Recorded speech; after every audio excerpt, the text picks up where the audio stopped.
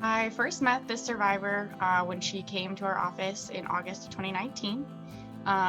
She had been living in a mold-ridden house ever since Hurricane Florence in 2018 and came to us because she had to take in her granddaughter very unexpectedly.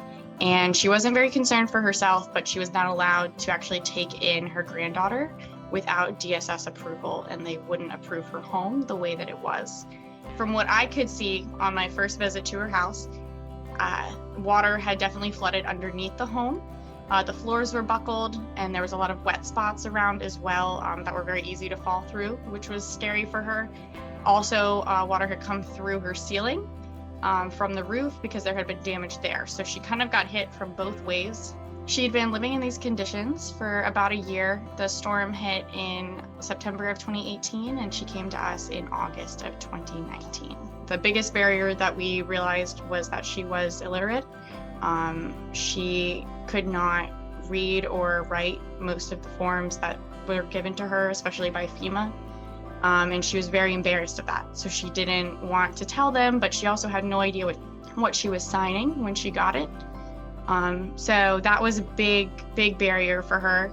But once we realized that, we were able to help her through those things. My role in aiding the client throughout the DRA application was to help her to fill out the forms, to empower her throughout the application, and to help her understand exactly what she was signing up for and how her home was going to be rebuilt for her and the resources that we were using to help her through this time. I worked with the survivor from August of 2019 to March of 2020 when her home was finally rebuilt through the DRA. Throughout that process, there were a lot of ups and downs with the survivor. She went through a lot of mental health struggles, a lot of family struggles.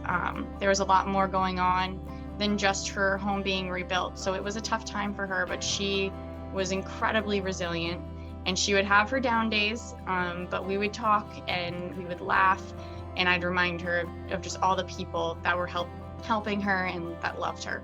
Catholic Charities was able to assist not just through my services as her case manager, but also financially. We were able to pay for a lot of supplies for her in the beginning, whether that be the air mattresses we provided and the sheets and food, or the building materials that we actually were able to provide as well to aid in the rebuild.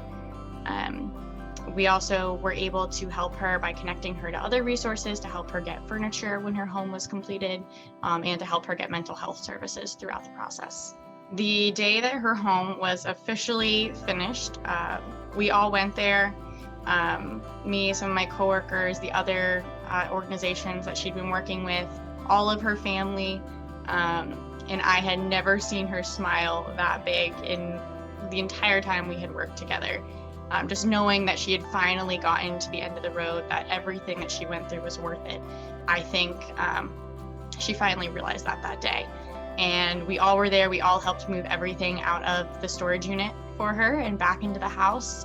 And we were able to connect with an organization to get her a brand new household of furniture. There were a lot of tears, but they were happy tears that time. So it was just an incredible day.